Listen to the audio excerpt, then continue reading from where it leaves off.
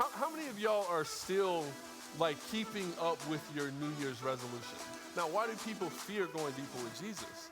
I personally believe it's because they confuse Jesus with religion and bad, toxic religion. And if you're not bringing your full selves to your relationship with Christ, there's no way you're really gonna like make it. Being something that you're not is not the way of Jesus. Jesus didn't tell the disciples to leave their culture at the door. Good morning, friends. Man, good to be in the house, right? Yes, and especially those of you joining us online. What's up? Man, it's always great. And man, Sanchez did a great job last week. So it's really been a great series. If you're a first time here, if you haven't been here in a while, we've been in this conversation about what it means to really have a full relationship with God, like a deep relationship. I mean, not just living your best life because we all want to do that, but no, it's more than that. It's what does it mean to have a rich relationship in full color with God? But so it's been really great to have these conversations. But today, though, I want to start off and I want to ask a question that is super controversial, okay? And I know, some of you are thinking probably, listen, we've had the controversy. You know what I'm saying? We've had years of it. Do we really need another thing? But I really believe, I feel led to, by God, to actually ask this question. And it might just split the church, but we're just going to do it, okay? It's a yes and no question. Okay? This is the question. Okay, are you guys ready? Okay. Is there a certain thing as an ugly baby? Anybody? How many would you, okay, just say yes. Anybody? Yes? Okay, there are ugly babies. Ugly babies do exist, right? Okay. Did someone just go, Were you one? I mean, no. I was. A couple of weeks ago, I had a birthday, and I'm not going to tell you how old I was, or am, but 47.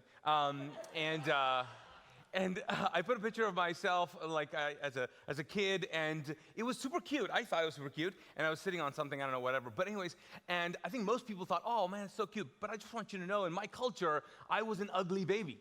Because in my culture, if you're light-skinned, I don't know if you guys can relate. Some of you guys can relate. If you can't, just to let you know, okay? If you're light-skinned, you're pretty. If you're light-skinned, you're beautiful. If you're darker, if you have a sweet tan, you're not. Which is the reverse in the Western culture, right? It's amazing. But brown people, that's our issues, okay? So we have different ideas of a pretty baby or, cute baby and things like that. Now, I bring this up because I think that so many of us, we find ourselves like really letting babies slide on a lot of things. We just do. We just don't call them out. No, you need to do something. You don't look good. We need to be harsher on babies, I think. I do. So, okay, let me explain why. My son, who is amazing, who's 17, who's actually helping in the tech team today with the tech team, but really, we're just gonna clap about everything? You guys just want to clap? Is that the thing? It's just like you're dying to, like, you guys have not seen people? Is that the thing? Like, what's going on here? Okay, so, so he had reflux when he was born. So what it means is that he would have a meal, he would have milk, and then most of the time he would just throw it out. And it was awful, and it was tough for him, and I remember like people loving babies and holding him, and we would tell people like, listen, he has reflux, which means is he just had some milk, and if you don't watch it, he's gonna throw up on you. Okay, he is, okay? And I would be very careful, but people who are like super into babies, they're like, oh, no, that's all right, it's all right. I'm like, no, don't burp him. And again, it would happen. It would always happen. And there's some women, I'll just say women, okay? Because guys, there were a few, but not a whole lot. But there's some women, they don't even care if he throws up on them. Like, I think I remember one woman, he threw up on her, and it kind of went like right there. And she was like, oh, it's so cute. It's okay. It's all good. And I'm like, what is going on? No, he's so cute. I'm like, no, that's not cute. Stop letting him get away with stuff. No, it's not happening. Okay, now, it's cute because he's a baby right now. Imagine if you would do that now. He's 17 now. I want to get that woman again and say, come hug him and let him throw up. What would you do that? No one would do that, right? Because obviously, as babies and as kids, we get away with a few things. As Christian babies, we get away with a lot of stuff. But there are certain things that when you're a Christian baby, when you're a juvenile Jesus follower, it's cute, it's okay, it's all right. But then when you are an adult, or you're supposed to be an adult, and then you act like a kid, it's not cool. It's not cool at all, right? Now, how many of you maybe even know someone, maybe a Christian, or maybe you found out that the person you thought was an adult follower of Jesus is actually a bratty teenager, spiritually? How many of you have met a seriously insecure 45-year-old spiritual Jesus follower? How many of you have met or interacted with people online and you're like, I thought you were a seasoned believer, if you know that term, and you're acting like a kid, or you're acting like a bully, or you're acting like we used to do in middle school or high school. And not against middle school or high schools, love them, but there's a point of which we have to grow up, right? I know some of you guys are like, okay, it was all funny and now it's all like serious. But I think we have to grow up. I think the world needs not juvenile Jesus followers. What's going on in our world right now, what's happening in our world right now, the church has ability to step into it, but you and I have to really grow up in certain ways. There are some of us, we've been childish when it comes to our faith. We believe this lie that we're supposed to have a childlike faith. And we are supposed to have a childlike faith, but not a childish faith. That there comes a point where you start your relationship with God and you're okay, it's cute, and you mess up and you're trying to figure things out, but then you put away childish things. So are we up for the challenge? Because I'll tell you what, the world needs it. The world needs not like bullying, petty, juvenile Jesus followers representing the church. No, we need mature, understanding, responsible, seasoned, full of wisdom and knowledge and grace, people who are maturing and ever growing in their faith. Because if the church is going to be the answer, if the church is ever going to be this hope, if the church is going to present a gospel that says, hey, there is hope for all people, if we're going to ever reclaim the message and the movement of Jesus, which, by the way, that's what we're signing up for as a church, if we're ever going to do that, we're not going to do that as kids, and we're not going to do that as babies. We have to do that as seriously sober people, knowing that we're not perfect, but we're moving forward. We're moving and asking God to show us more and more and allow us to grow up in Him. And so I think we're up for the challenge. I think we are. So, are you, right? We are, maybe? All right, let's do this. Turn to the person next to you and say, you need to grow up. Yes. See, some of you have been meaning to do that for a while. Right? Let's jump in. If you got your scriptures, if you got a Bible, if you got an iPhone, the first passage is in 1 Corinthians 13, and it says this. This is Paul. He's kind of giving us an insight into his spiritual maturity. He says this. He says, when I was what's the word? Child, I spoke about what? Childish matters. That means I ranted and raved on Facebook about stuff that didn't matter. That's what he's saying. He said, man, oh my gosh, what was I doing? What was I doing? And for I saw things like a child. And guess what? And my reasons on Instagram were like a child. But the day came when I what? Matured. And I set aside my childish ways. Not like, oh, I'm taking a break from social media, I'll come back and rate. No. I put away childish things. So how did he do this? I think it's fundamentally, he moved from a point of like this notion that we grow up in as we become followers of Jesus that and I've heard. Now, I grew up in a Muslim faith, and so as from sort of like an outsider, I had to learn what it means to be a follower of Jesus, what it means to be the church, what it means to attend church and act like a person who goes to church. And so I was introduced to a lot of phrases. And so people would come up to me, and I started leading ministries and church stuff and all that, and people would say things like, oh man, this church really feeds me. And I heard this phrase, and I heard, as a pastor, I heard, people they're like, oh, you feed us, or I've been fed here. And then when people would leave, they would say, this church is no longer what? Feeding me. And so I understood that concept, what they were trying to say, but it was this idea of like, this church doesn't feed me anymore. I'm not being what? Fed, which is really cute, isn't it, as a kid? As a kid, it's cute. It's cute to feed a kid. It's not cute to feed an adult. But anyways, okay? But then I would also hear phrases like, oh, I'm not being led here. I'm not being led well here in this church. Which again, you hold a child's hand, right? You don't hold an adult hand. I mean, you do if you're in love or whatever, okay? But you don't lead people like that. No, you have to be led. You don't need someone to lead you. Or by the way, are you wanting and waiting for someone else as a single adult to lead your life for you? Because if you are, friend, I love you. Listen, no, it's childish, it's juvenile. You don't do that. You don't need a person to complete you. That's not a thing. And if you believe that's a thing, you're going to always want that. Even after a couple of marriages, you're going to always want that. Because the person is never going to lead your family well. Friends, we have to move on. What about this idea of like, hey, I haven't been changed? Like, I think some of us, I have had people come up to me and they leave Mosaic or they leave a ministry that I've been a part of over the years, and they said, oh, I haven't changed. And I'm like, you need me to change you?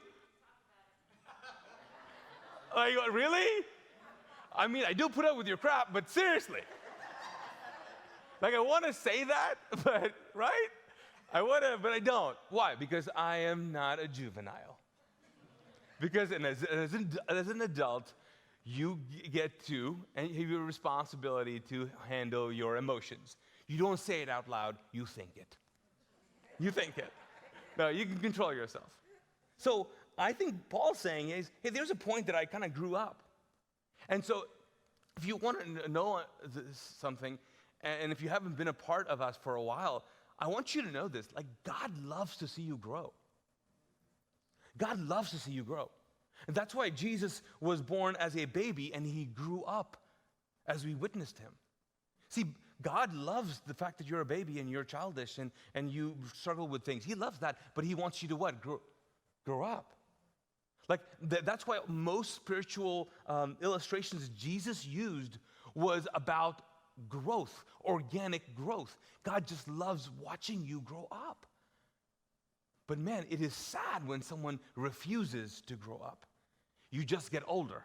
You just don't ever grow up. And so I want us to know that there is hope for this. This is a good thing for all of us. And I think if you're watching, we can step into this. We can step into it. So what I want to do is, I want to take you through a couple of stages that I've come up with. And again, this is not a perfect science. This is my opinion in terms of what the scriptures have told me. This is something that you can wrestle through. So I want to give you a couple of stages, okay? I want to give you the first one, stage one. The stage one phase in any spiritual endeavor. Now, if you decide to be a Muslim, if you're like, I'm going to be a Muslim. Well, because I was one, and the first thing you have to say is, La ilaha illallah Muhammadan Rasulullah, which is the Shahada, which is the first step of being a Muslim.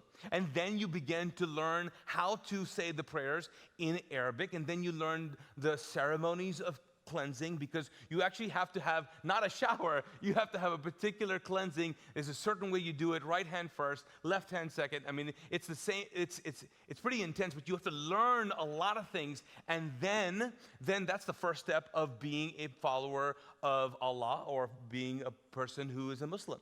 In Christianity and in other religions, there's always the first stage of learning things. You learn. So I'm like learning what to do and what to not to do. I'm learning, so the first stage in spirituality, the first stage is like you're focused really about your actions, your about not sinning and sinning.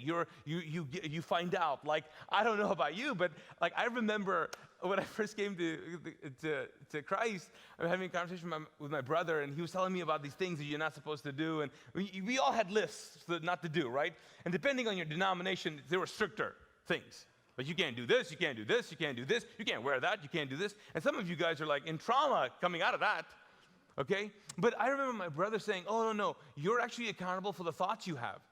I'm like, I'm sorry, what? No. Jesus can do what? I'll do the right thing, but I'm going to have a party up in here. Like, that's not, you can't do that. Don't do that. He was like, no, it's all of those things. So I was learning a lot of things. We're baptizing a person. I didn't get baptized a year after because I was like, I don't want to be, and I'm not quite sure. I was learning. I think for some of us, we're in this learning phase, and it's so important for us to be there first. So let me read you a passage. This is First Peter, and this is the paraphrased translation, which is the Passion Translation. It's pretty awesome. It says this: so abandon every form of evil, deceit, hypocrisy, feelings of jealousy and slander. And in the same way that nursing infants cry for milk, you must earnestly crave the pure spiritual milk of God's word, for this milk will cause you to grow up into maturity, fully nourished and strong for life. The word abandoned, actually, in the original Aramaic, which Jesus spoke Aramaic, is the word an oasis rest. He's like, I want you to get to a point when you come into faith to take a rest from, to have this sense of peace. That's why so many of us experience peace when you come into a beginning relationship with God. You're like, there's a release, there's a freedom. He says, I want you to abandon this idea, but he says, I want you to rest from the feeling of evil, the feeling of sin and deceit. And then hypocrisy, which is funny because the Aramaic word there actually translated in English means wearing a mask, which is interesting. And he says, like, I want you to move away from this idea of living a certain kind of life, not allowing people to know who you are. And I want you to remember that the first thing you need to do when you come to a faith, a genuine faith in God, is that you need to not you need not cover up. You need to be really intimate with God. And then when he says this idea of crave the pure spiritual milk, he's talking about this idea of and he says the milk of God's word. He's not talking about the Bible because the Bible wasn't even written. He's talking about the voice of God and a communication and a communion with God. He says this, basically, the phrase there in Aramaic could be like the breast of a mom. Like, I want you to be so close up front in stage one, to be so close, to be fed by the first milk, for the first nourishment of humanity, milk. Like, I want you to be so close to that you start there, but you don't stop there. That's just what? Stage one, because you're kind of like figuring out and you're cleaning up some stuff. But then you have to move on. You have to move to stage two. And stage two, friends, maybe some of you guys are like, I'm still in stage one. Fine. Realize where you are in these stages, but let's grow up. Let's move forward. So stage two, what does stage two look like? Stage two is, I think it's like not learning the things you need to do. You're actually doing the things you've learned. Like you are actually practicing this. So going back to a Muslim, the Muslim example, that's not when you're learning all the al-wudu, which is the cleansing thing. No, you're actually practicing and you can do it. Like, you're not learning the Arabic prayers. No, you have them down. You are a practicing Muslim. As a Christian, I think that's where we go, we hit phase two and we go, okay, now I know basically what to do. I know how to be a Christian. I know how to be a person who loves God. I have changed some things in my life. I've stopped doing this. I have a different set of values, which is great. But this is also the stage where you learn to become religious. You learn to become very much a person who does this and this and this. You, in this stage, become a church person. You're like, I'm a church person. Have you met someone that says, I'm not a church guy? I'm not into that. Like, you're saying, no, I'm not practicing that. Here's the issue with this kind of stage, though. This is a unique stage because this stage two, has the ability to give you, to convince you that you're all grown up. Like you're not just, now that because you know all the stuff you need to do, you can get stuck in this phase. Because what happens in this phase is that you end up being a little bit self-centered because now you're actually trying to perfect how you do the things you were taught. Like you are the best at all these things. That's when denominations and religious people get really weird, because all they're doing is like they're pointing fingers, right? Like I'm better than you, you're better than me, or whatever. I got to do this. You should do that. You should do this. This because we think we're all grown up. We're really not. Paul here in Hebrews, he's writing to a very religious group of people, Jewish people who've become followers of Jesus, so they understand this idea of like rule keeping. He says this. He says there's much more we could say about this, but it is difficult to explain, especially because you are spiritually dull. He says because you're spiritually dull, and you don't seem to listen. You have been believers for so long now, and you ought to be teaching others. Instead, you need someone to teach you again the basic things about God's word. You are like babies who need milk and cannot eat what? Solid food. Now, again, he's being very harsh here. Again, just so you know, I got to remind you guys, the Bible is a list, is especially the New Testament, is letters that were written to other people. Like it didn't come to your mail box, it came to someone else's. We just took it and we're reading it. So it's written in context. But he's pointing to the fact, though, he's saying, hey, I think there's a point that you can actually become so self-centered in stage 2. You can come to a point where you're like stuck on this baby milk. You're stuck on this and you don't move on. And you think you're good. Are you and I there? Are we there? Because I'll tell you what, one sign is that if you are focused on defending like your idea of morality, or practicing your idea of morality, and defining your level of morality, if you're focused on those things, if you're focused on everybody's lifestyle, this is stage 2, and it's just stage 2. And he's saying is, there's more out there. There's more out there. So let's go to stage 3. You be good with stage 3? Who's ready for 3? Say 3. 3. Let's go with 3. 3 is not when is moving from not just learning and doing. Now you're experiencing. You're experiencing the things you do and the things you don't do, and the things you say you're gonna do, but you don't do. It's Paul in one of those letters going, I don't know what's going on. I know exactly what to do, but I don't do it. I don't know what's wrong with me. Like you wake up in this stage of going, oh, hold up. I'm super religious, but I have no relationship with God. Oh, I know all the prayers, but I don't believe them. Or, I can talk the talk, but I can't really walk it. No. I do this at church and on Sunday, but on Monday and this, I do this. My business, I lead like this, but church people, I talk like this. You wake up to like, hold on, there's something going inside of me. You experience yourself. And this stage, I think, is really amazing if you and I step into it, if you and I wake up from it. Because once you wake up from realizing, like being really honest, like, I'm just pretending. Like, I mean, you're not smiling like this, like, ha, ha, ha, ha. But you hit this phase when you realize in your walk, in your spirituality, you go, I wish people didn't find out. Like, that I don't have it together. This phase, you're like, something is up. Have you ever been woken up prematurely from sleep?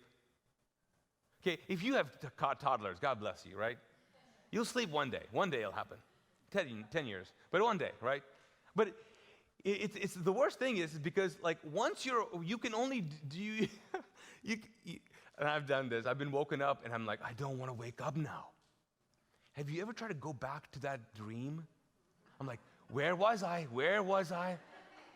Come on, and this happened, and why? Because once you're woken up, you can either get up right? And do something, or you can just pretend like you're sleeping, but you're not. See, spiritually, you can either pretend that God did not show you something, or you can get up like you, right? And actually do something. But once you're woken up, you're woken up. And for some of us, man, we've woken up to a lot of things. We're now experiencing the kind of church that we have and the kind of church we really need to be in the U.S. We need to be in the world. We're waking up to a lot of good things. But man, this stage is tough. It's tough. And that's why I want to spend a little bit more time on this. And I want to show you how Peter kind of grew up. Because Peter's this guy who is, if there's one guy who acts like a kid, right? As a toddler, as a teenager, and as an adult, it's Peter. I mean, we see his life. So if you don't know anything about Peter, Peter is this very emotional guy. He's a follower of Jesus early on. He's like all about Jesus. He's the most vocal guy. And he has a moment with Jesus where in the last year of Jesus' time here, he has a moment where Jesus is like, wow, I can't believe this happened. So it basically is a day where Jesus turns to his disciples and he goes, hey, let me ask you, who do people say that I am? Because we've been doing all these amazing things. Who do you think people say that I am? And Peter just pipes up and goes, you know what? I don't know about anybody else, but I'll tell you what. If you guys remember that passage, he goes, you're the Messiah. You're the Son of the living God. That's what I think. Right? And all the other disciples are like, uh-oh. Really? Okay, that's okay. And then Jesus looks at him and goes, now look at you. All grown up. Well, he didn't say that. But anyways, okay. He actually says, you know what? There's no way you know this. Like, it's been revealed to you by my spirit, by my Father. Like, you just kind of, you're not hearing God. Wow. You're waking up to God's voice inside of you. Wow, yes. And then he tells Peter, man, I'll tell you what, Peter, you are called Peter now. You're the rock. And upon this rock, I will build my church. Man, I'll give you the keys to the kingdom and all that. And he said all this. It was so good, so good. All the disciples had a moment. And then from then on, Jesus started acting and talking very differently to them. So let's jump in. I'll show you. So Matthew 16, verses 21, it literally says, this is the NIV translation. It says, from that time on, Jesus began to explain to his disciples that he must go to Jerusalem and suffer many things at the hands of the elders, the chief priests, and the teachers of the law. That he must be killed and on the third day be raised to life. So now Jesus is like, I think you guys are at a point where you're waking up to God, waking up to what God's doing. I'm going to start talking to you about really what's going to go down now. What's going to go down is there's going to be a lot of pain and suffering to me. There's going to be a lot of things that you're not going to understand, but this is going to need to happen. And so he has this adult conversation with them. He's inviting them to an adult faith. And you think they're going to like, okay, we're ready for this. But what does happen is Peter. And Peter maybe triggers and goes back into teenage mode or something. I don't know what happens. Have you ever done that? Have you ever been in a conversation and all of a sudden someone says something and all of a sudden you're a toddler? You know what I'm saying? Is it just me? It's just me. Whatever. Okay. So then he says this, and what happened? Well, we read, Peter, this is Peter, he took him aside. He took Jesus aside, and then he said he began to rebuke him. He took him aside with the word rebuke is basically, hey, let's talk about this. Let's talk about this. We don't need to do that. That was good. No, we don't need to do that. We don't need to do that. He's basically saying, don't do this again. He's correcting Jesus. Why? Because he's like, you told me I'm Peter, upon this rock I will build my church, and I don't like it. I don't like this. We're going to build a church. We're going to do it my way kind of thing. Like, let's not do that. You're a good guy. You speak well. You're a teacher. Amazing. That wine trick, oh my gosh, let's bring that back. But let's not talk about like death and dying stuff. What a downer. No, it's not. 3 days. Why 3 days? Let's just do it in one day. I mean, let's not do this. So he says, he rebuked him. And then he said, never, Lord, never. This shall never happen to you. We're not doing this. And then Jesus turned to Peter, Upon this rock I will build my church, Peter. And he said, get behind me, Satan. Wow, that's awesome, right? When the Son of God says, Satan, not today, Satan. Like what? Satan, you are a stumbling block to me. You do not have in mind the concerns of God, but merely human concerns. Then Jesus said to his disciples, he says, whoever wants to be my disciple must deny himself, take up their cross, and follow me. For whoever wants to save his life will lose it, but whoever loses his life for me will find it. So Jesus, all of a sudden, when he started changing his tone, he said, now you're adults, I'm going to have adult conversation with you. First of all, what you just did right there, I'm not going to call a little kid a Satan, but I'm going to call you an adult because you're an adult. That is not God. Let me just tell you, that is not God. See, when someone can actually look to your face and tell you, hey, I know you're praying about it, I know you're fasting, I know you're doing the thingy, but let me just tell you, that's not God. If you can handle that, that's a sign of maturity. If you can't, I'm not sure. So he goes, you're a stumbling block. Like you have your concerns in mind, you don't have God's concern in mind. Let me just tell you, this is God's way, God's plan. There's something else going on here, and you and I need to step into it. And Peter, I'm inviting you into this. This is bigger than you. Your life, your spirituality, your wealth, your influence, your talents, it's bigger than you. We are going towards fulfilling a bigger purpose. It's not about living your best life. No, it's about representing God the best. Like that's what it is. Your life, my friend, is not your own. And that, friends, again, you don't want to tell a kid that, right?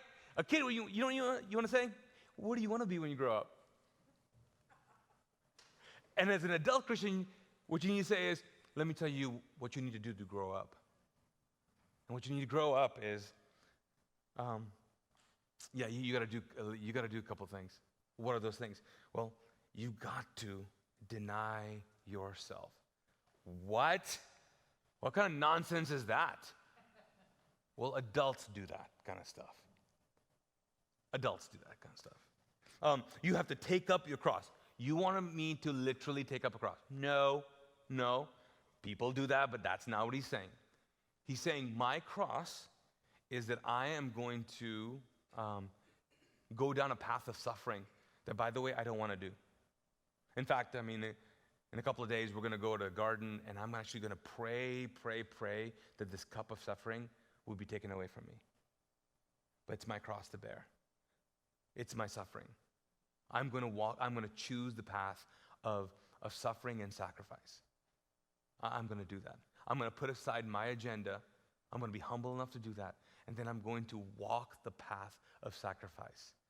And then I'm going to follow, and then I want you to follow me.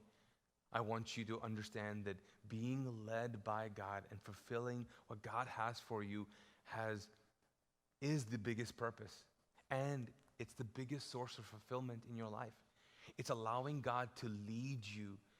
It's where you realize that there's so much beauty and so much peace and so much joy in it.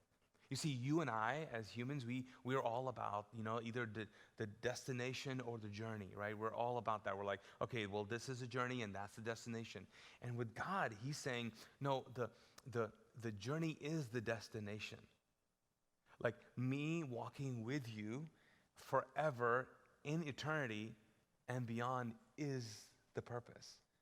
And so here's what I want you to do. As adults, I want you to move away from always being right and having your way. If you find yourself wanting to be right all the time and having your way, it's going to be very hard for you and I to deny ourselves. If you're always wanting to find the most comfortable path for you, to do the most easiest thing for you, to always take the road with less stress. If your goal in life is just to lose the stress in your life, if that's the biggest thing in your life, then maybe that's not necessarily an adult thing. What about if it's always about your needs. If it's always about an emergency. Have you met someone, they always have an emergency? You know who has emergencies? Kids. Kids. They walk in and they're like, let me just tell. I'm like, hold on, we're busy. What's going on? I'm in the bathroom. Like, you're like, what are you doing? Well, this could wait. This could wait. I mean, I locked the door for a purpose. Like, how'd you get in here? Like, it's always an emergency. Man, but adults understand that, right? Adults understand that. So you wake up. So what is God waking you up to? Maybe you've been stuck in stage 2, and now today you're listening, you're watching, you're here, you're going, wow, maybe I need to wake up to some things. See, that's the beautiful thing, though, because when you wake up, you realize that you're bigger than the good and the evil inside of you. You're more than that. You realize that you're not alone, and that you can't do what you want to do alone. And then also, when you wake up, you actually move into, I call stage 4. And stage 4 is not like this experiencing what you shouldn't do. You begin to actually release yourself to God. So stage 4 is just releasing. It's allowing yourself to just show up to whatever God wants you to do. It's putting yourself in a place where you go, I know all the things I should and should not do. I know all the decisions, but I'm comfortable in this. I am in Him, and He is in me. I don't think a lot of people get there, friends. See, that stage 4 is when you go, hold on. My life doesn't make any sense because the joy, the influence, the blessings that I'm receiving, I shouldn't have them. I shouldn't have them. And I know things are falling apart or things are not perfect, but I'm super content. Stage 4 is when I say, you're a holy fool. You're a holy fool. You're holy because you're fully complete. You're holistic. Like everything is good. Everything is good. You're like spirit, soul, and body. That's what holy means, to be integrated. I can't even say the word. Okay, you become a person, and actually in the Greek it's called the word sozo, and that's what Jesus would use when you would say you're healed. He's saying you've been made whole, as in not just you can walk now. No, there's more to that. A holy and a fool has been, you go, it's foolishness to the world that why I should be content and why I should have this peace. But I'm a holy fool. See, that's where I think we need to get to. Because if we don't ever get there, the things that we are wrestling through in this world, they're going to ruin us, friends. They're going to just ruin us. We're going to collapse. We're going to collapse. I was talking to a friend of mine, pastor friend of mine in India this week, and we were actually on a call with our sister church in Italy and some other people globally as well. And I just let him talk, and man, I could see in his eyes. And he's like, man, and he leads a big organization, and he has 120 staff. And I was asking him about what was going on in his part of India, and he was like, man, it's actually worse than what media is communicating. In my world, it's kind of worse. And then he said this. He said, in fact, in my world, I don't know of a family that hasn't had someone die in that family. And I could just feel the weight, of him going, what do I do? What do I do? What do I do? And I'm so glad that we were able to just kind of just be there for him. I just wonder, I think suffering will take place and things will happen, and it'll make some of us just grow up. Because that's what suffering does, right? That's what death does sometimes. It makes you just grow up really fast. I think for some of us, I think we need to just grow up intentionally. So let's do that. Let's stand together. Let's allow God to speak to us this morning. Could you close your eyes for a second? Where are you? Are you just learning right now, or you're just focused on doing? Maybe you're experiencing this wake-up call. Maybe you're at a point of going, I just want to learn to just release. I want to just release myself, my hopes and dreams, all those things. Father, I just pray that as we come to you in this moment, I know we're going to sing a song, and I know for some of us, we're going to go light a candle or receive communion. Others of us might go to the cross. And then God, some of us might just sit and have an adult conversation with you for the very first time. God, I pray that we would do that. And God, for some of us, we've never had a conversation with you. And so I pray that today would be the day. Today would be the day that they would just open themselves to you and say, Jesus, this is who I am. I give you who I am. I give you my life. Jesus, I give you my life. Would you show yourself to me? Would you reveal yourself to me?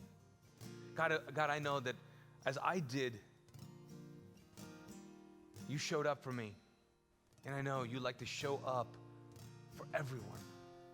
So God, I pray that whatever we do, we respond today. Whatever you have for us, God. In Jesus' name.